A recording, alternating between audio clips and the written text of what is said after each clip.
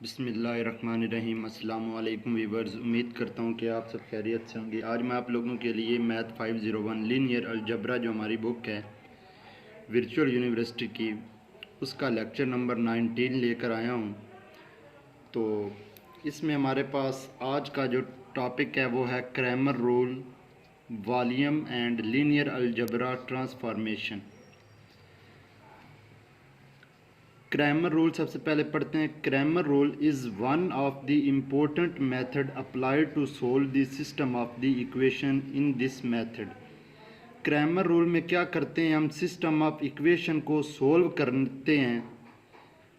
System of equation क्या होता है कि मतलब एक या एक से ज़्यादा जो इक्वेशन होती हैं उनको हम सिस्टम ऑफ इक्वेशन कहते हैं।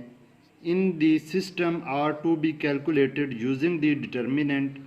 हम इस्तेमाल करते हैं डिटर्मिनेंट उस मैट्रिक्स के, और उस डिटर्मिनेंट जो मैट्रिक्स का होता है उसको हम क्या कहते हैं, क्रैमर रूल कहते हैं।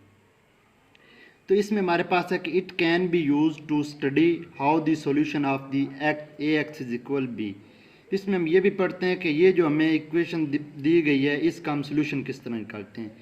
सबसे पहले मैं बताता हूँ कि सिस्टम इक्वेशन क्या होती है। मिसाल के तौर पर x1 plus x2 plus x3, इसके बाद x4 plus x5 plus x6, या 5x plus 4x plus 3x is equal हमारे पास 1 2 अप टू सो ऑन। ये हमारे पास क्या है, सिस्टम ऑफ इक्वेशन है।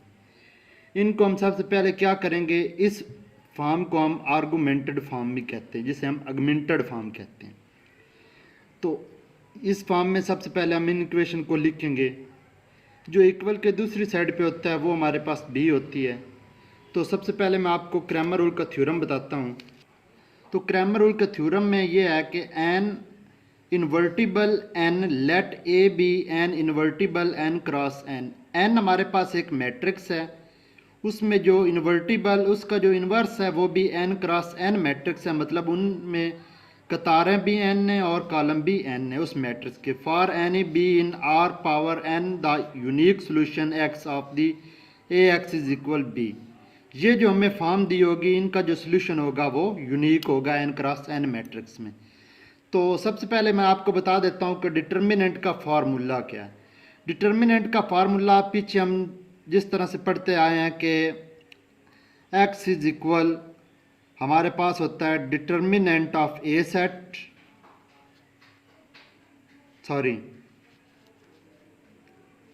डिटर्मिनेंट हमारे पास होता है ए सेट का, और नीचे जो हमें दिया होता है ए। ये ए वो होता है जो हम इन फॉर्म में से बनाते हैं, ए एक्स इज इक्वल बी में से बनाते हैं ए आई, जिसे हम A1 कहते हैं इनटू बी के लिहाज से। उसका डिटर्मिनेंट चाहिए होता है और साथ में ए का डिटर्मिनेंट चाहिए होता है। तो एग्जांपल से मज़ीद समझाता हूँ। एग्जांपल हमें दी गई है कि 3x1 minus 2x2 is equal 6 minus 5x 1 plus 4x2 is equal 8। तो इसका हम सोल्यूशन क्रैमर रूल से करेंगे। तो इसको हम पहले इस फॉर्म में लिखेंगे A x is equal B, augmented form में। तो यहाँ पे हम इस फॉर्म में लिखते हैं उस मैट्रिक्स को ए एक्स इज इक्वल बी की फॉर्म में। तो हमारे पास ए के जो वेरिएबल थे वो 3 था, -2 और -5 और 4 है। आगे एक्स का हमारे पास x1 और x2 है, बी हमारे पास 6 एंड 8 है। तो इस फॉर्म में जब हमने लिखा तो ये कुछ इस तरह से बन गया, ए एक्स ये बन गई और इक्वल हमारे पास बी ये बन गया। अब हम क्या करेंगे, सबसे पहले हमें डिटर्मिनेंट मालूम करना है सेट ए का। सेट ए का डिटर्मिनेंट मालूम करने का तरीका ये होता है, 2x2 कॉलम का तो बहुत ज़्यादा आसान है। इसको इसके साथ मल्टीप्लाई कर देना और इसको इसके साथ मल्टीप्लाई कर देना है। 3 मल्टीप्लाई 4 -5 मल्टीप्लाई -2, तो ये हमारे पास बन जाएगा 12 माइनस 10 इज इक्वल 2 बन जाएगा हमारे पास, क्योंकि 12 में से जब हम 10 को निकालेंगे तो वो 2 आएगा। अब हम ये चीज़ थोड़ी समझने वाली है, ए आई इंटू बी किस तरह बनाएंगे। ए आई इंटू बी में हम क्या करेंगे, जो बी की हमारे पास ये वैल्यू है वो हम इधर ए कॉलम में फर्स्ट जो हमारे पास कॉलम होता है ए मैट्रिक्स का उसमें हम पुट करेंगे। तो ये हमारे पास 6 8 -2 और 4 बन जाएगा। और जब हमने ए 2 इंटू बी मालूम करना है तो हम दूसरे कॉलम में बी जो हमारा मैट्रिक्स है उनकी हम वैल्यू पुट करेंगे, तो वो हमारे पास 3 -5 6 एंड 8 बन जाएगा। तो अब हमने इनका भी दोनों का जो कि डिटर्मिनेंट मालूम करना है, तो इनका डिटर्मिनेंट इसको इससे मल्टीप्लाई और इसको इससे मल्टीप्लाई।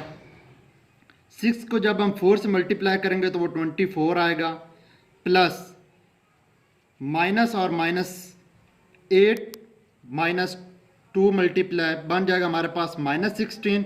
ये माइनस और ये माइनस, ये हमारे पास प्लस हो जाएगा, ये +16। तो ये हमारे पास 24 + 16 बन जाएगा 40। तो ये हमारा आ गया 40। आगे A2 इसी तरह इसको इसके साथ मल्टीप्लाई, इसको इसके साथ मल्टीप्लाई। 3 को जब हम 8 से मल्टीप्लाई करेंगे तो 24, ये माइनस और माइनस प्लस, 5 6 बार 30, तो ये हमारे पास 54 बन जाएगा। हाँ, अगर ए का डिटर्मिनेंट जो हम ए पहले मालूम किया है वो अगर हमारे पास 0 आता तो हमारा जो था इससे आगे क्वेश्चन हल नहीं होना था। ये 0 के इक्वल नहीं आया, इसलिए हम इसे आगे हल कर रहे हैं। अब हमने क्रैमर रूल लगाना है। फार्मूला है कि x1 determinant of a1 into B over determinant of a। तो ये हमारे पास क्या होगा, x1 की वैल्यू जब हमने मालूम करनी है तो डिटर्मिनेंट ऑफ a1 हमारे पास क्या आया है 40, यहाँ पे हम 40 पुट करेंगे। तो आगे हमारे पास डिटर्मिनेंट जो a का आया है वो क्या है, वो हमारे पास 2 है, तो वो हम इधर पुट करेंगे 2। तो ये हमारे पास 40 को जब हम 2 से डिवाइड करेंगे तो वो हमारे पास 20 आ जाएगा। अब हमने इसी तरह x2 का फार्मूला लगाना है, determinant of a2 into B over determinant of a। तो ये कुछ इस तरह से होगा कि हमारे पास जो डिटर्मिनेंट है a इंटू बी सेट का वो हमारे पास 54 आया था और a का डिटर्मिनेंट 2 था, तो ये हमारे पास 27 आया। तो इसी तरह एक आगे एग्जांपल है सिस्टम इक्वेशन के लिहाज से, वो भी मैं आपको हल कर देता हूँ, समझाता हूँ। इसमें हमारे पास है ये 2x1 दिया गया, -x2 दिया गया, +x3 3x3 इज इक्वल 1। तो x1 + 2x2 -x³ is equal 2, 3x1 + 2x2 + 2x³ is equal 3। इसका भी हम सबसे पहले ऑगमेंटेड फॉर्म बनाएंगे। तो ये हमारे पास फर्स्ट जो है वो आएगा 2, फिर हमारे पास यहाँ पे 1, यहाँ पे हमारे पास 3, जहाँ पे कोई ना हो वहाँ पे हम 1 को लगाते हैं। इधर -1 आएगा, इधर 2 और इधर 2। तो इसके साथ ये हमारे पास इसका 3 आ जाएगा, इसका -1 आएगा और इसका 2। ये हमारी x की x1 x2 और x3 इन तीनों की हमने वैल्यू मालूम करनी है। तो आगे हमारे पास b आता है 1 2 एंड 3। अब हमने क्या करना है, यहाँ पे भी a1 a2 एंड a3 हमने तीनों कॉलम बनाने हैं। किस तरह बनाना है, जिस तरह सेम हमने पीछे बनाए हैं। सबसे पहले a1 में हम फर्स्ट कॉलम में a की b की वैल्यू पुट करेंगे, फिर a2 में सेकंड कॉलम में और a3 में थर्ड कॉलम में हम वैल्यू को पुट करेंगे। तो वो कुछ इस तरह से कॉलम बन जाएंगे। अब हमने a का डिटर्मिनेंट मालूम करना, जिस तरह सेम हमने पीछे किया है। तो ये कुछ इस तरह से 2 बार वैसे का आएगा और 2 के बाद हमारे पास कौन कौन सी चीज़ें आती हैं, ये चीज़ आती है 2 के बाद, ये चीज़ बनती है। और फिर बीच में -1 आएगा, इनको हम 2 को 2 के साथ मल्टीप्लाई करेंगे, फिर 2 को 1 के साथ मल्टीप्लाई करेंगे -1 के साथ। फिर क्या -1 की जब बारी आएगी तो वो हमारे पास क्या बनेगा, ये और ये छोड़ देंगे, बाकी हमारे पास ये और ये बच जाएगा। तो अब इनका डिटर्मिनेंट हम मालूम करेंगे, 1 मल्टीप्लाई 2 हमारे पास आएगा और उसके बाद ये 3 मल्टीप्लाई हमारे पास -1 आएगा। अब +3 आएगा, तो ये और ये फर्स्ट कॉलम और फर्स्ट रो थर्ड कॉलम छोड़ेंगे, तो ये हमारे पास 1 मल्टीप्लाई बाय 2 आएगा और 3 मल्टीप्लाई बाय 2 आएगा। तो इनकी कैलकुलेशन करेंगे, 2 इंटू 4, ये हमारे पास 2 cross 2 4, minus into minus plus, 2 multiply 1 2, फिर हमारे पास -1 वैसे का वैसे, 1 मल्टीप्लाई 2, 2 वैसे का वैसे आ गया प्लस, अब 3 मल्टीप्लाई -1, माइनस और माइनस प्लस, तो ये हमारे पास 3 आ जाएगा प्लस का। उसके बाद +3 इंटू -4, 3 का, इसके बाद हमारे पास ये -4 आता है, इसको और इसको ऑल करने के बाद 2 - 6 जब हम करेंगे तो -4, अब 2 इंटू 6 बनेगा ये -1 इंटू 5 प्लस 3 इंटू -4 बनेगा, तो ये -5 -12 सॉरी +12 -5 एंड -12, तो ये हमारे पास -5 और -12 -17, और ये +12 जब हम इनसे माइनस करेंगे तो हमारे पास -5 आंसर आएगा। ये हमारे पास ए का डिटर्मिनेंट है। आगे हमने A1 का डिटर्मिनेंट मालूम कर, A1 का जब हम डिटर्मिनेंट मालूम करेंगे तो सेम ही 1 वैसे का वैसे, फर्स्ट रो फर्स्ट कॉलम छोड़ेंगे, बाकी जब हमने इस -1 का मालूम करना है तो फर्स्ट रो सेकंड कॉलम, फिर जब थर्ड का मालूम करना है तो first row and third column जब हम छोड़ेंगे तो ये हमारी मल्टीप्लिकेशन करने के बाद ये हमारी चीज़ आ जाएगी 1 into 4 plus 2 -1 into 4 plus 3 into -2, 1 into 6 -7 plus 3 into -6, ये हमारे पास 3 इंटू -2 6, 1 इंटू -1 7 और ये 6 बन जाएगा, तो ये हमारे पास 6 - 13 बनेगा, तो ये हमारे पास -7 आएगा। आगे हमने A2 का भी सेम डिटर्मिनेंट इस तरह मालूम करना है। जब हमने 2 का बाहर रखना है तो हमारे पास फर्स्ट रो फर्स्ट कॉलम, फिर 1 की जगह पे क्या करेंगे हम, second row second column first row, third के लिए भी first row and third column छोड़ेंगे और इसके बाद ये हमारे पास बचेगा। तो इनकी भी कैलकुलेशन सेम करने के बाद हमारे पास आंसर 14 - 5 - 9 इक्वल 14 - 14 इक्वल 0 आता है।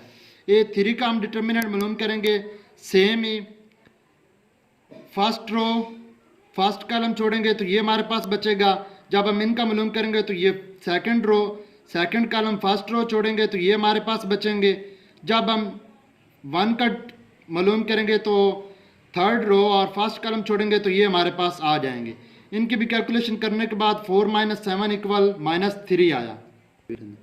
फिर हम x1 की जगह पे उसका formula determinant of A1 into B over determinant of A, x2 पे determinant of A2 into x A2 into B determinant of 3, इस तरह हम इनकी वैल्यू पुट करेंगे तो वो हमारे पास -5 ओवर -7 x1 की आएगी, फिर x2 की 0 ओवर -5 आएगी, तो ये हमारे पास x2 हमारे पास 0 के इक्वल, x1 हमारे पास 7 ओवर 5 के इक्वल और x3 हमारे पास 3 और 5 के इक्वल। ये मैं आपको दिखाता, ये A1 का डिटर्मिनेंट है और ये हमारे पास A2 का डिटर्मिनेंट है और ये हमारे पास A3 का डिटर्मिनेंट है। तो इसके आगे हमने सेम बस इनमें वैल्यू पुट की तो ये हमारे पास आंसर आया। जब हम इन्वर्स मालूम करेंगे किसी भी चीज़ का तो इन्वर्स के लिए हमारे पास फार्मूला होता था A का inverse is equal adjoint of A determinant of A। तो ये हम मालूम करेंगे, तो ये कुछ को फैक्टर के लिहाज से होगा। यहाँ पे है कि मैट्रिक्स को factor on the right side of 4 is called the adjoint, जिसे हम आर्गुमेंट कहते हैं, एडजॉइंट और क्लासिकल एडजॉइंट ऑफ A। तो इसमें हम इन्वर्स के लिहाज से करते हैं, तो इन्वर्स का जो फार्मूला है उस लिहाज से हमने इस तरह करना है कि C11 C12 C13, क्योंकि हमने को फैक्टर दिया था, फिर C21 C22 C23 up to CN1 C2n C3n। को फैक्टर का फार्मूला हमारे पास C-1 की power i plus j determinant of A j i equal होता था हमारे पास column of i into j के। तो ये हम एग्जांपल करते हैं, इसका भी हम पहले क्या करेंगे, सिंपल डिटर्मिनेंट A का मालूम करेंगे। इन्वर्स में भी A का डिटर्मिनेंट जब हम मालूम करेंगे तो वो हमारे पास सेम जो है उसी तरह से क्या आएगा, हमारे पास 13 आएगा, इनको इनके साथ मल्टीप्लाई करेंगे और इनको इनके साथ मल्टीप्लाई करेंगे तो वो हमारे पास 13 आएगा। अब हमने क्या करना है, एडजॉइंट मालूम करना है। 2/2 का तो एडजॉइंट जो है सबसे ज़्यादा आसान है। क्या करना है, इन दोनों की जगह रिप्लेस करनी है और इन दोनों की अलामतें, इनकी जगह और इन दोनों की अलामतें चेंज करनी है। माइनस हो तो प्लस कर देनी है, प्लस हो तो माइनस कर देनी है। आगे हमारे पास फार्मूला है A inverse is equal 1 over यानी कि adjoint A over determinant of A. तो ये हमारे पास ए का इनवर्स इक्वल, ये हमारे पास एडजॉइंट आया है 5 - 3 1 × 2, ये हमारे पास एडजॉइंट ओवर ए का डिटर्मिनेंट हमारे पास 13 है, तो वो हम यहाँ पे पुट करेंगे 13। तो यहाँ तक भी आंसर ठीक है। अगर आप इस तरह करना चाहें तो 5 ओवर मतलब 13 को तमाम के साथ डिवाइड करना चाहें 5 ओवर 13 माइनस 3 ओवर 13 1 ओवर 13 और 2 ओवर 13। तो इसके आगे मैं आपको करवाता हूँ एक इस एग्जाम्पल में भी यही है कि हमने इनका अब 3/3 का 3/3 के इसके लिहाज से करवा रहा हूँ क्योंकि ये को फैक्टर के लिहाज से होगा। तो इसमें सबसे पहले आपने ये फार्मूला जो है वो याद रखना है। तो अब हमने क्या करना है, इनका डिटर्मिनेंट मालूम करना है। डिटर्मिनेंट किस तरह मालूम करना है, यहाँ पे देखें 2 वैसे का वैसे हमारा आएगा और इसके बाद ये दोनों चीज़ें ये यहाँ पे आ जाएंगी, फिर -1 आएगा माइनस फार्मूले का और 1 वैसे, फिर इनकी जगह पे क्या बचेगा हमारे पास, ये दोनों ये और ये आ गया। अब हमारे पास प्लस का 3 है तो हमारे पास +3 आएगा और अब हमारे पास क्या चीज़ें बचेंगी, ये दोनों। तो ये मैंने यहाँ पे अलग-अलग इसलिए लिखी कि आपको याद हो जाए, समझ आ सके। अब हमारे पास 2 × इनके साथ इनको मल्टीप्लाई, इसको इसके साथ, फिर इसको इसके साथ, इसको इसके साथ और इसको इसके साथ और इसको इसके साथ। जब हम इनको मल्टीप्लाई करेंगे तो ये हमारे पास 2 × -4 बनेगा, ये -1 × -2 -1 बनेगा, फिर +3 × 4 +1 बनेगा। तो ये हमारे पास -4 -2 -2 आ गया, -1 × -2 -1 -3 प्लस 3 × 4 +1 = 5। तो ये हमारे पास -1 +3 +15, तो ये हमारे पास इक्वल आता है 14 के। अब हमने यहाँ पे इसका को फैक्टर के लिहाज से मालूम करना है क्योंकि ये 3/3 का है। तो को फैक्टर C11 पहले आएगा, जिस तरह मैंने बताया था कि C11 C12 C13 इस तरह हमने मालूम करते जाना है। तो ये हमारे पास C11 का कुछ इस तरह से आएगा -1 -2 -1 -2। ये देखें ये हमारे पास C11 बनता है, फर्स्ट रो फर्स्ट कॉलम। तो इसका हमारे पास क्या बना था, -1 -2 1 और 4। तो ये -1 1 4 और -2, इनका जब हम डिटर्मिनेंट मालूम करेंगे तो वो हमारे पास -2 आएगा। इसके आगे हमारे पास C12 का मालूम करेंगे तो वो हमारे पास कुछ इस तरह से आएगा 1 1 × 1 -2, इनका डिटर्मिनेंट हमारे पास 3 आएगा। और C13 का डिटर्मिनेंट हमारे पास 5, C21 का डिटर्मिनेंट हमारे पास 14, C22 का डिटर्मिनेंट हमारे पास -7, C23 का डिटर्मिनेंट -7, C31 का डिटर्मिनेंट 4, C32 का 1 और C33 का 3। डिटर्मिनेंट अगर मैं इस तरह समझाने लग जाऊँ तो वीडियो पहले बहुत ज़्यादा लंबी हो रही है, तो इस तरह से ज़्यादा लंबी होती चली जाएगी। अब हमने क्या करना है, इन तमाम की वैल्यू को लिखना है। पहले ये लिखनी है, ये वैल्यू इधर ला, ये -2, ये जो -2 है ये आपने यहाँ पे लगानी है, -2 C11 की जगह पे, फिर -14 +14 लगानी है क्योंकि हाँ +14, फिर इधर लाएं, फिर 4, फिर 3 -7 1 5 -7 और -3। तो ये यहाँ तक हमारा कंप्लीट होगा। अब हमने इनका जो है डिटर्मिनेंट एडजॉइंट मालूम करना है। तो इनका एडजॉइंट किस तरह से होता है, को फैक्टर जो हमारे होते हैं उनका हमने ट्रांसपोज लेना होता है। जब हम इनका एडजॉइंट लेंगे तो ये हमारे पास को फैक्टर आते हैं। अब हमने इनका ट्रांसपोज लेना है। तो ट्रांसपोज का मतलब होता है कॉलम को हमने कतारों में और कतारों को हमने कॉलम में चेंज करना होता है। -2 14 4 ये इस तरह से आ जाएगा। फर्स्ट रो थी, फर्स्ट कॉलम बन गया। अब सेकंड रो सेकंड कॉलम बन जाएगा, फिर थर्ड रो थर्ड कॉलम बन जाएगा। तो इसका जब हम इन्वर्स लेंगे तो वो हमारे पास कुछ इस तरह से आएगा। एडजॉइंट हमारे पास ये आया है, ओवर डिटर्मिनेंट हमारे पास जो है वो 14 था इनका। तो अब हम क्या करेंगे, अगर आप यहाँ तक लिखना चाहें तो यहाँ तक भी आंसर ठीक है। अगर आप इनको 14 को मतलब 1/14, अब इसके साथ अगर हम मल्टीप्लाई करना चाहें तो यहीं पे मैं कर देता हूँ -14 2/3/14 5/14 14/14 -7/14 -7/14 3/14 1/14 और 4/14। इसके आगे हमारे पास डिटरमिन करना है एरिया वॉल्यूम। इसमें हमने थ्योरम बस पढ़ना है कि अगर हमें एक मैट्रिक्स 2x2 का दिया हो तो उसका जो एरिया पैरेललोग्राम डिटरमाइन किस तरह से करेंगे। Column of the A is the determinant of the A. If A is 3, अगर ए 3/3 का हो तो मैट्रिक्स का जो वॉल्यूम होगा वो पैरेलल पाइप्ड होगा। अगर 2 होगा तो वो पैरेललोग्राम होगा। ये एमसीक्यूज के लिए बड़ा इंपॉर्टेंट, 2x2 होगा तो पैरेललोग्राम, 3/3 होगा तो पैरेलल पाइप्ड होगा। एग्जाम्पल आगे हमारे पास है, कैलकुलेट करना है एरिया पैरेललोग्राम का डिटरमाइंड बाय दी पॉइंट्स के लिहाज से। तो -2 ये हमें पॉइंट दिए गए हैं, -2 ये हमारे पास ए पॉइंट है, ये बी है और ये सी, और इसके बाद ये हमारे पास पॉइंट डी है। तो इसके आगे हमारे पास, तो इसमें हमें ये बताया गया कि एक पॉइंट जो ए है वो फिक्स्ड किया गया है। तो जब हमने इनका वेक्टर मालूम करना होता है, सबसे पहले जब हम एरिया मालूम करते हैं तो ए बी या बी सी हमने मालूम करना तो इनका फार्मूला होता है ए बी का ओ बी माइनस ओ ए। अगर ये करना हो तो ये हमारे पास ओ सी माइनस ओ बी होता है। तो इसी तरह हम क्या करेंगे, ओ बी पहले करेंगे, फिर ओ ओरिजिन है, ये 0 और 0 है तो ये माइनस ओ ए होगा। तो ये 0 2 की पहले वैल्यू आएगी, पहले हमारे पास कौन सी वैल्यू आएगी, बी की। तो बी की हमारे पास वैल्यू पहले 0 है, फिर माइनस फार्मूले का, फिर -2 हमारे पास ये आएगा, फिर यहाँ पे 3 था और ये -2 ये आ गया। तो ये हमारे पास 2 5 बना। जब आपने ए सी वैक्टर को मालूम किया तो वो हमारे पास 4 - 2 6 1 -1 -2 1 बन गया। ये है हमारे पास area of the parallelogram of determinant of the above column. अब नीचे है, जब हम इनका डिटर्मिनेंट मालूम करना है इन कॉलम का, इन दोनों को मिला के 2 5 ये देखें, ये 2 और 5 आ गया। अब 6 और 1 ये आएगा, तो ये हमारे पास डिटर्मिनेंट इनका जो आएगा वो 28 आएगा। अब इनके आगे हमने क्या करना है, ये जो है ए बी मालूम करना है, तो वैसे ही ओ बी माइनस ओ ए, यहाँ पे हमारे पास 2 5 बनेगा। ए सी मालूम करना है तो ओ सी माइनस ओ ए करेंगे, 6 5 बनेगा, तो इनका डिटर्मिनेंट भी हमारे पास 28 आएगा।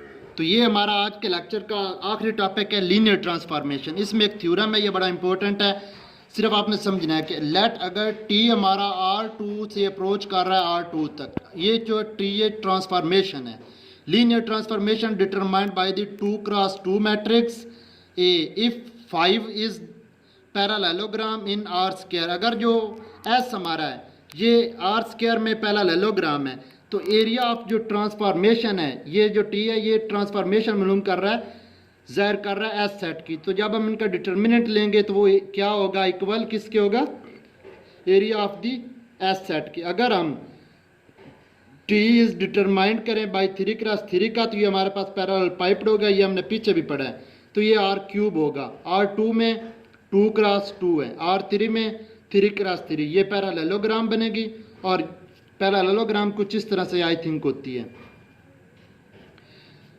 इस तरह से बनेगी। तो इनका जो आप ट्रांसफॉर्मेशन लेंगे तो वो हमारे पास volume of T into S determinant of A volume of the S vector आएगी।